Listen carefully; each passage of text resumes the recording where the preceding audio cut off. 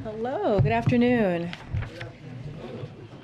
Okay, as I'm sure you all have seen, there has been a few important foreign policy announcements over the last couple of days, and so we were unable to have a full briefing yesterday, and I wanted to make sure you all had an opportunity to ask some questions on all of our foreign policy news.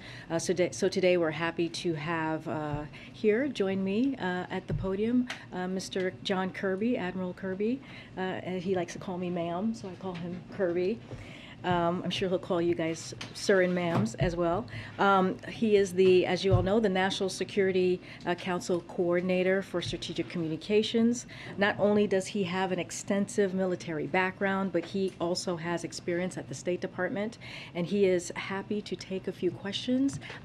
Kirby, I'm going to leave you to it. And, Thank you. Hi, everybody. Pardon me? Yeah, you too. Listen, just a note off the top. I think you saw the statement, but I think it's worth reiterating. The president had a very good call today with President Zelensky of Ukraine. It was an opportunity for President Zelensky to update President Biden on what's going on the battlefield, on the ground, and to talk to the president about Ukraine's security requirements and capabilities going forward. The president also obviously took this opportunity to inform President Zelensky that we're announcing today, I think you saw, $1 billion in additional security assistance to support Ukraine's armed forces in their brave defense of their country.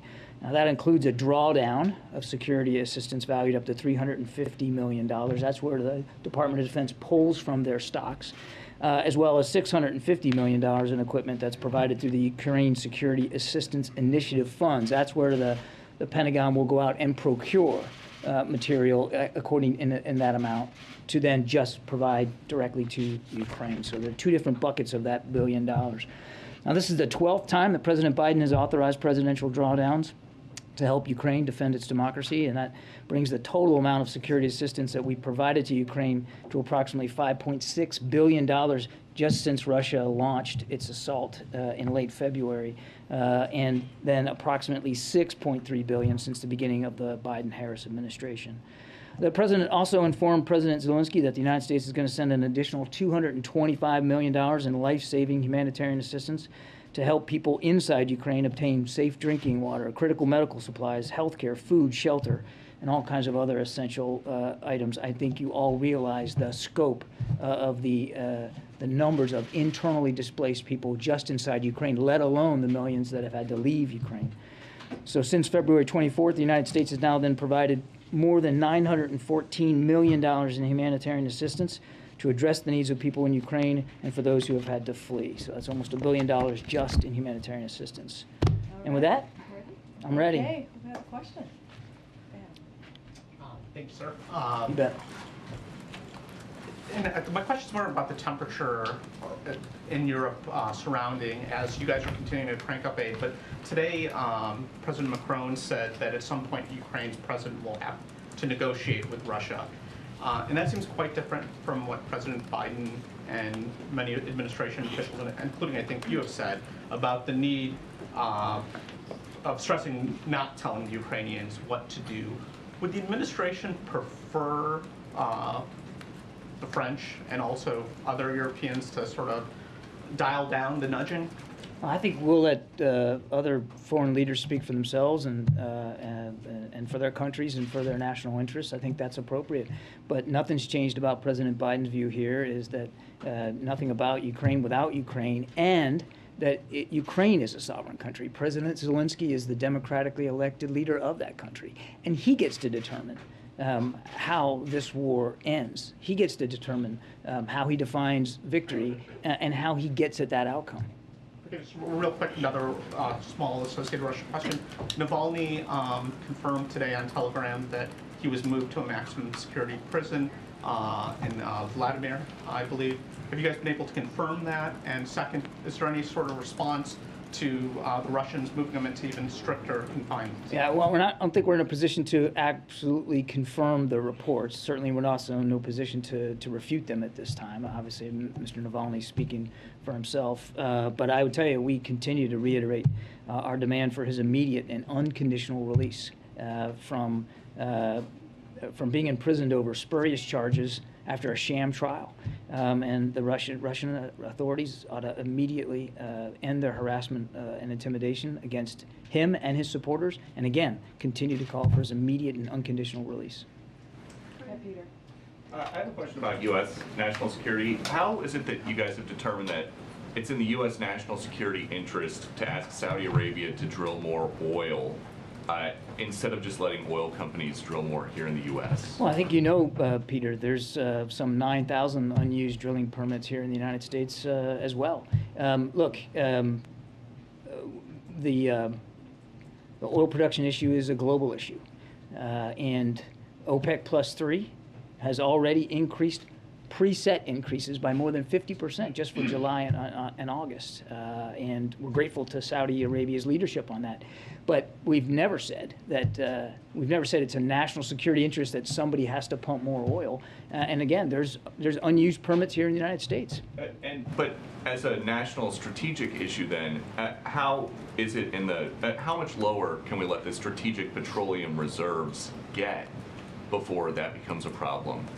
I think I would refer to the president's energy advisors on something like that, Peter. I don't know what the inventory is, but I do, remind, and I think you know this, the president did tap into the strategic oil reserves to try to relieve some of the pressure at the pump, and he'll use a range of tools available to him going forward. I think that's about the best I can do on that. Thanks, Karine. I have a Saudi question, but first, can you comment, or what does the White House have to say about these 2 Americans that have been captured that were fighting alongside Ukrainian forces? They're missing. They are feared captured by the Russians. Yeah, can't confirm the reports, Caitlin. Just was made aware of them before I came out here. We'll do the best we can to monitor this and see what we can learn about it. Well, without getting into hypothetical, obviously, if it's true, we'll do everything we can to get them safely back home.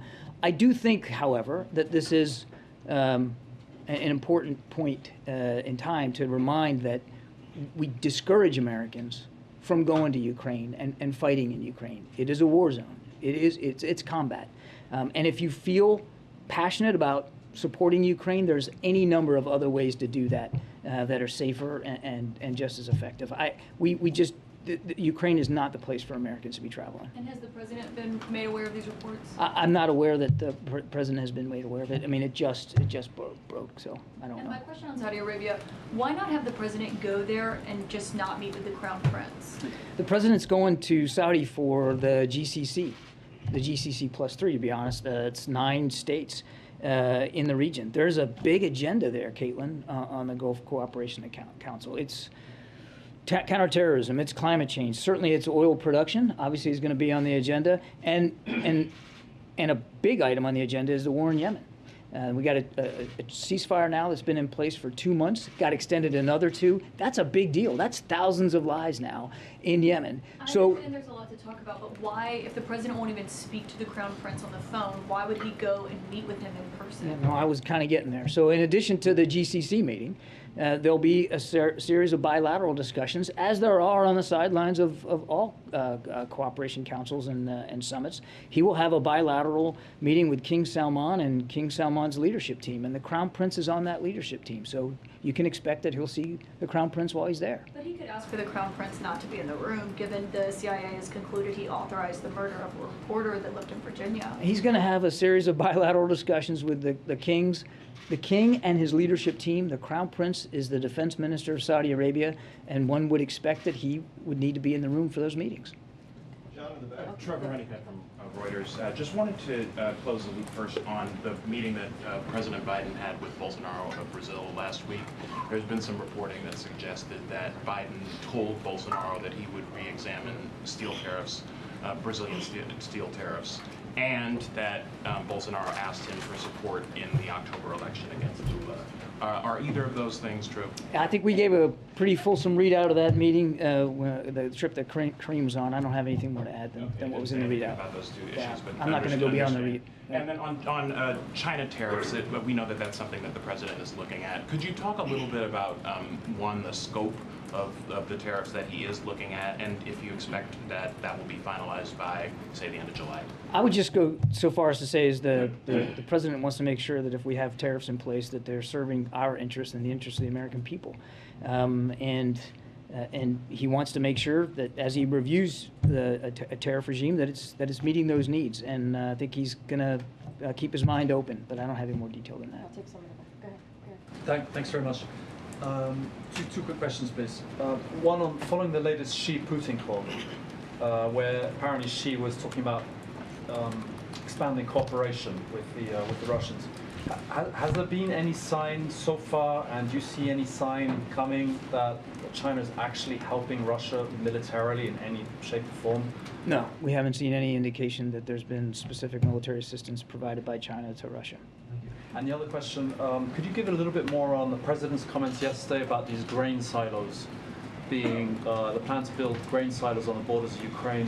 What's the time scale of that, and what's the scale of that, and how much difference would it make? Yeah, look, I think we're working real hard, not just with the leadership in Ukraine, but in the region, to try to relieve the pressure that has resulted from Mr. Putin literally weaponizing food. And so the president's looking at a range of options here to try to see if we can get grain out and into the market. And that's tricky business. That's not going to be easy. I mean, he's essentially got a blockade in the Black Sea where it's not going out by sea. So that doesn't leave you a whole lot of other options, and we're working through with the international community to do that. I don't have any additional information on options about temporary silos, but I can tell you that, again, the president's keeping an open mind here. He wants to do everything he can to try to get that grain to market. Nadia? Thank you. Hi, John. Despite your, I'm going back to Ukraine, despite your announcement today of the military aid to Ukraine, it seems that Europe is divided between two camps. We call it the peace camp, led by France and Germany, Italy, and the justice camp, led by Poland and others, which is basically some want Ukraine to negotiate and others want them to continue fighting. Where does the United States stand? And the fact that you keep supplying them with weapons, does that mean that you are with Poland and the Baltic states and others? The president's on the side of the people of Ukraine. And he wants to make sure that that we're doing everything we can to help Ukraine's armed forces succeed on the battlefield, and to give them, if and when this gets to a negotiation, that they have the leverage and the position they need in that. But ultimately, Nadia, that's going to be up to Mr. Zelensky to determine. He is the democratically elected leader of a sovereign state, and their sovereignty is what's at risk right now. And he wants to make sure that that sovereignty is preserved, that they get to decide what that looks like. I want to ask you about sort of ongoing question of an investigation around the death of Sharina Blackley, the Al Jazeera journalist and U.S. citizen. Yeah. I know that Secretary of State Antony Blinken said last week that he would look for an independent investigation, and I was wondering if you all could explain what type of investigation this administration wants. I know a number of news outlets, Washington Post, CNN, AP have come out for their investigations, and then also we've seen Mitt Romney and I believe it was John Ossoff write a letter to the administration calling for an investigation. So what type of investigation would you want? What does an independent investigation mean? Well, what we want is obviously for this to be fully investigated, and if there needs to be accountability had at the end of that investigation. We've called for thorough, complete, transparent investigations into her death, and we're going to be watching this very, very closely. I don't have any additional details on what an independent investigation would look like. I just don't have that for you today. But I don't want you to walk away thinking that we don't want this fully investigated, and for that investigation to be thorough and transparent. Is it something the president intends to discuss on his trip? I mean, he is going to two countries, as Caitlin mentioned, where journalists have recently been killed, and there has been a lot of public outcry. And I know you all talk a lot here about press freedoms, and I'm sure we all appreciate it, but I'm just curious how that's going to come up, both in Israel and Saudi It means a Arabia. lot to President Biden, press freedom. And I won't get ahead of the president's specific discussions on this trip. I can just tell you that his foreign policy is really rooted in values. Values like freedom of the press, values like human rights, civil rights, and he's not going to be bashful about raising those issues with any foreign leader anywhere in the world. Okay, last two, Justin and then Ed. Thanks. I want to ask you about Turkish President Erdogan today said that his concerns about Sweden and Finland joining NATO have not been assuaged. So how much less optimistic are you now that accession talks might begin before this month's summit in Madrid? And does the U.S. plan to get more directly involved to try and resolve that dispute?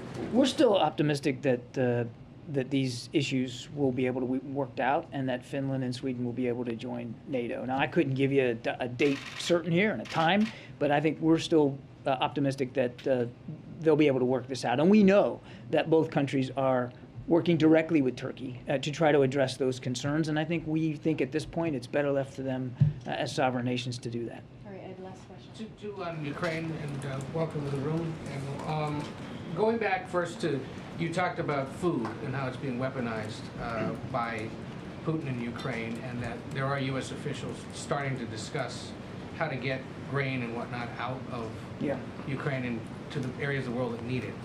Big area of the world that needs it also happens to be countries that will be at that conference in Saudi Arabia and OPEC producing countries. Yeah. Can you say any more about what's being considered or what's being done potentially to get that out, and whether, or to what extent that agreement stretches regionally beyond the Ukraine and the United States being concerned about it? What I can say is that we're working very hard inside the international community here to try to find solutions. And, you know, you've heard us talk about this quite some time, and I talked about it even from my previous perch at the Pentagon. It's difficult to do when you're talking about a country that's at war. I mean, and we've already seen the ability of the Russians to strike long-range targets all the way to the west of in the country. So this has to be, everybody understands the sense of urgency here and the importance of it. But there also has to be some very careful thought put into how you're going to do this. And you're going to have international cooperation and support to do it, particularly if you're looking at ground routes. So while I don't have a specific plan to brief you today or a set of options here, I can assure you that, again, the President's keeping an open mind. He's working directly with his interlocutors around the world to try to find ways to get this grain to market. We all understand how important it is. We're all mindful of the sense of urgency here, not just from an economic perspective, but from a humanitarian perspective. I mean, this is food. This is sustenance for people in their livelihoods. So we're working it really, really hard. Potentially acute, especially in North Africa and the Middle East. I mean, well, around the world certainly, but in the region and in North Africa. One other, you mentioned all the money that's being distributed and $1 billion more today. Does the White House currently foresee the need for Congress at some point to pass another major multi-billion-dollar aid package? I don't think we're there yet. I mean, we're just now beginning to spend on the $40 billion supplemental that Congress approved, and we're grateful for that, of course. You will see additional packages coming on a fairly routine basis here, and we want to meter it out so that we're in lockstep with the Ukrainians and where they are on the battlefield and what they need in real time. That's why conversations like today with President Zelensky are so important. The contact group that Secretary Austin is hosting right now in Brussels, 50 some odd nations also putting forward other materials for security assistance. But you need to do it because it's a war and it's active combat and it changes from day to day. You kind of need to do it in almost real time. So we're going to meter these out over time so that we're appropriately meeting what Ukraine needs. And right now, I just don't think we're at a stage where we think we need to go back for more at this time. In terms of that $40 billion, none of it's been spent yet? Or well, we just announced that this billion is coming right out of that. Yes, sir. Also part of it. Yes, sir. Is the president tracking negotiation in Ethiopia? We know that more people have died there than in Ukraine. You know what? I'm going to have to take that question, and we'll see if we can get you a better answer. I don't know. Thanks for coming. Thank you. Thank you. All right. Thank you. All right, guys. Okay, I have a couple of things for you at the top. Wanted to provide you an update on our work to lower gas prices for American people. As you know, the president has taken historic actions to address Putin's price hike at the pump. He is releasing a record 1 billion barrels of oil a day from the Strategic Petroleum Reserve. He has rallied our partners to join releasing an additional 240 million barrels of oil. He expanded access to E15, which will lower prices at thousands of gas stations, but oil companies need to step up too. And the president made that clear in a letter to major U.S. oil refiners today. And I have a chart behind me. In a time of global crisis, oil companies should be doing everything they can to expand capacity and lower cost at the pump. Instead, they are charging record profits at the expense of American families. The last time the price of crude oil was $120 a barrel, the price of gas was 425 cents a gallon. Today, it's about 75 cents higher. As you can see through the chart behind me here, that difference is a result of companies' record high profit margins for refining oil. Profit margins have tripled. You can see it right there at the end over here since the beginning of the year. So right here, as you see, diesel and gas. They should be putting those record profits into expanding refining capacity from back to pre-pandemic levels. President Biden is putting a spotlight on this and calling on oil refiners to invest those record profits to increase capacity so cost at the pump could come down. He is signaling that he is prepared to use any emergency tools he has, but these companies have a responsibility to step up too. We are focused on getting to solutions. We are also closely monitoring the extreme heat conditions impacting many Americans across the country, and the president has been briefed regularly, including today. Federal agencies are working with state and local partners to provide clear, accessible, and timely information on extreme heat and how people can protect themselves. We are also protecting workers, including through a new administration initiative to proactively inspect over 70 high-risk industries in areas under a heat warning or advisory. Our team is also in contact with the Department of Interior on the horrific and catastrophic floods at Yellowstone National Park, and the president was briefed about this as well today. We are grateful for the brave and swift work of federal and state first responders to help get people in Yellowstone National Park and in surrounding communities to safety. We know the impacts of extreme weather are intensifying, and no one is immune from climate change, as you hear us talk about for this past year and a half. That is why President Biden has made tackling climate crisis one of his top priorities.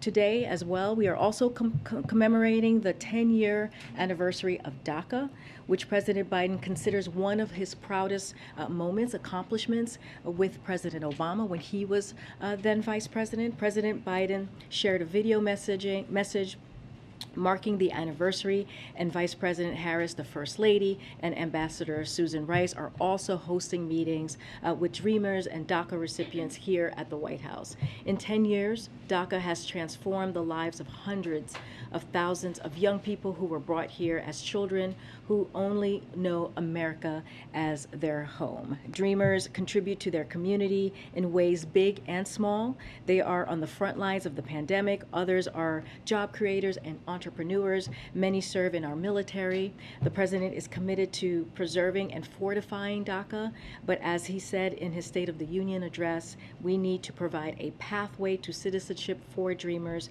and he continues to call on Congress to pass a bill that does just that, and he would be ready to sign it right away. Finally, this is the last thing here. Following today's briefing, right, we know we have to gather at you all have to gather at 3:45, so try and take as many questions as possible. The president will sign an executive order advancing equality for LGBTQI+ individuals, which includes historic steps to support LGBTQI+ families and children. The EO directs federal agencies to address extreme legislative attacks, help put an end to conversion therapy, improve mental health care, and prevent youth suicide, launch a new initiative to protect foster youth, and prevent homelessness, and more. These are historic actions that build on the progress we have made advancing equality for LGBTQI+ Americans and people around the world, but the federal government can and must do more. It's critically by Congress passing the Equality Act. The president will renew his call for Congress to send a bill to his desk. And with that, Amr, you want to take this? Yes. Fed officials expect the unemployment rate will rise to 3.9% next year as they move to lower inflation. Does the White House think slightly higher unemployment is an acceptable trade-off to fix inflation? So, I mean, here's the reality that we're in, and the facts are we brought unemployment down below 4%. You've heard most recently at 3.6, 4 years faster than forecasters thought was possible before we passed the American Rescue Plan, which was over a year ago, back in last April of 2021. Part of that means a transition over the course of the next year. We have added an average of more than 400,000 jobs per month in recent months to something closer, like a cool down, if you will, to the range of 150,000 jobs per month. That would be consistent with the unemployment rate as low as it is now with the 3.6. That will be a good thing and a sign of a healthy economy and also a transition as we are headed towards. Let me just call people I haven't called on yet. Go ahead. Thanks, Karine.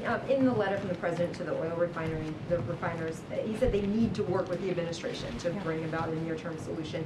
Is there an or else in there from the president? Is there some way that the administration plans to try to hold these companies accountable? You use the word responsibility in your message at the top here. We see it as a patriotic duty. As we've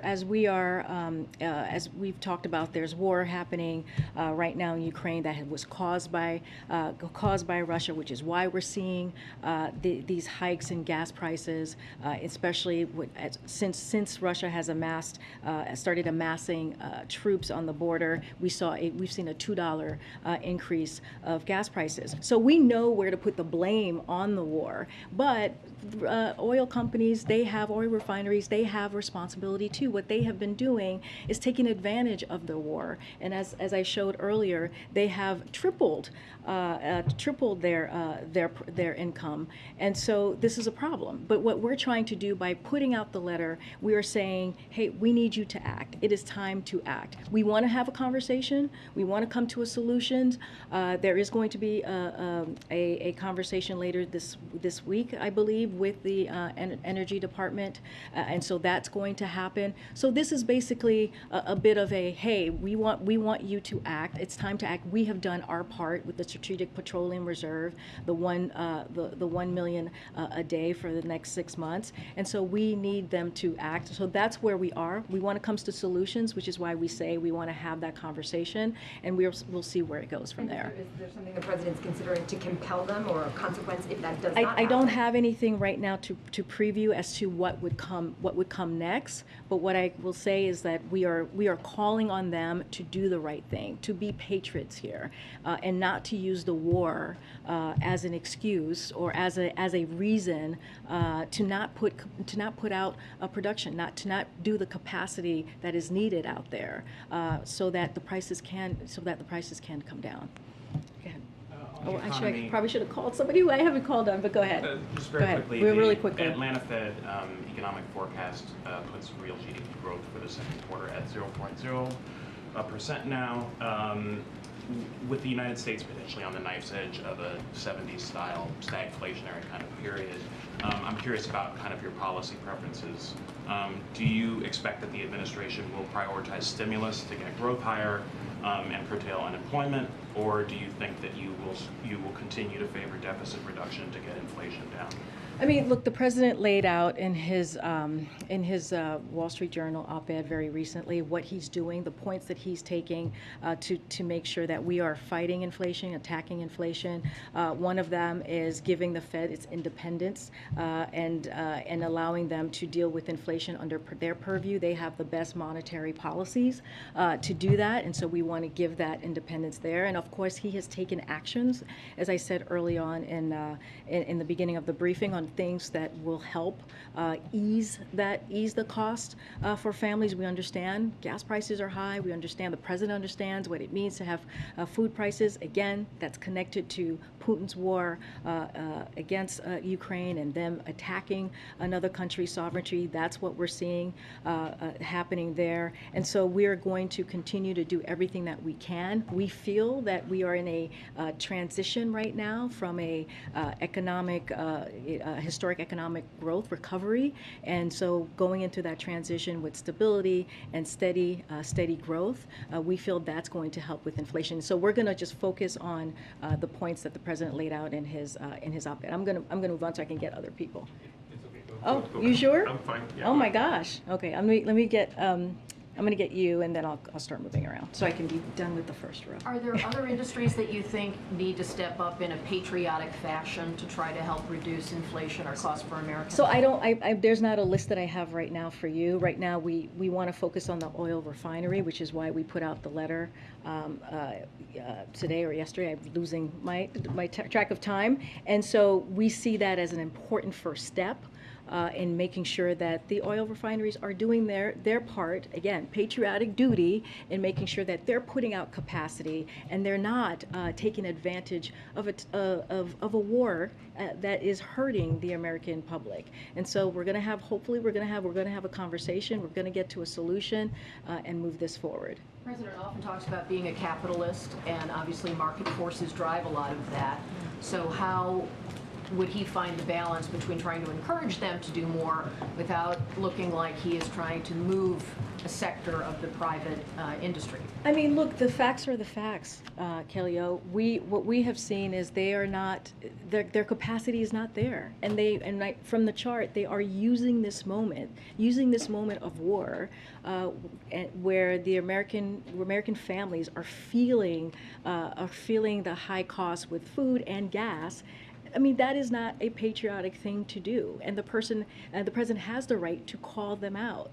And so he's using his perch, he's using this opportunity that he has to make sure that, he always said he's going to use every lever that he can to make sure he's delivering for the American people, and that's what he's going to try and do at this point. Thank you. Yeah. Progressives in Congress are calling for the passage of a windfall profits tax targeting the oil and gas sector. What's the president's position on that? I don't have a position for you to share at this time on that. To oil analysts, they say that one thing we all want to be concerned about is the prospect of a hurricane hitting refineries on the Gulf Coast. Are you aware of any steps the administration is taking now to guard against that possibility? I don't have anything on hurricane at this moment, like what we're going to do to take steps on hurricane and oil refinery. I'm happy to check in with the team and get back to you to see if there is a plan in place, but I don't have anything for you at this time. One more quick thing. Sure. The country's refineries are aging. A major refinery really hasn't been built in this country since the late 1970s. If one were to be proposed, would the president support the construction of a new refinery or oppose it? That one, I've not seen any of that reporting, and that is not something that I can confirm from the podium at this time. Okay. Do you want to go, Andrew? Thanks. Just to try one more time on the refinery issue. Yeah. In the letter, the president said that he's prepared to use all reasonable and appropriate federal government tools and emergency authorities to increase refining capacity. What are those tools exactly that he has? So, look, he is open to all reasonable uses of federal government's tools to increase output and lower cost at the pump, including emergency authorities like the Defense Production Act. Already the president has demonstrated his willingness to use that emergency powers to lower costs for families, as I've mentioned, the petroleum, the Strategic Petroleum Reserve, as we're using right now, to get oil every day, to make sure we're doing everything we can to lower costs. The ethanol 15, the homegrown biofuels that is going to help many families across the country, including in the Midwest. So that's a way that the president has acted. And so he is going to, he authorized the use of DPA to accelerate domestic production of key energy technologies as well. And so the letter, just to put in context for a second, the letter is intended to solicit companies' best ideas on how to increase capacity and how the government can help them do it in the spirit of the earnest and pragmatic dialogue. But we feel like this is a good step for us to move forward, and hopefully we'll come and get some solutions. So you're saying you could use the Defense Production Act to expand capacity? Well, I don't have anything to share in specifically how we would use the DPA, but we're saying that the president has used it before, and he's willing to do that again. But the first step that he wants to do is make sure to have the conversation and hear ideas, right, from the oil refineries, how we can be helpful to them to actually get more capacity out. I'll take like two more. Go ahead. Thanks very much. We're just about to go into a Pride event, obviously. So we know that Saudi officials have been seizing rainbow-coloured toys and clothing as part of an apparent crackdown on homosexuality in the country there. That's according to state-run media. I wonder what the White House response is to that, given that the president's about to set up his Pride credentials in the next event. So I have not seen that reporting, but what I can say globally, we work around the globe to protect LGBTQI+ persons from violence and abuse, criminalization, discrimination, and stigma, and empower local LGBTQI+ movements and persons. We do this through bilateral and multilateral channels, raising official concerns with governments, both principal and privately, coordinating our efforts with like-minded countries, and offering emergency assistance to LGBTQI+ persons at risk.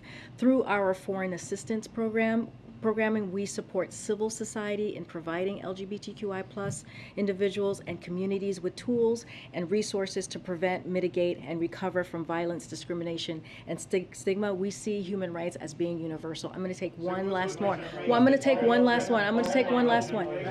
Go ahead, Ben. Go ahead. Jamal Khashoggi's fiance said today she was, quote, very disappointed President Biden plans to meet with Saudi Crown Prince Mohammed bin Salman.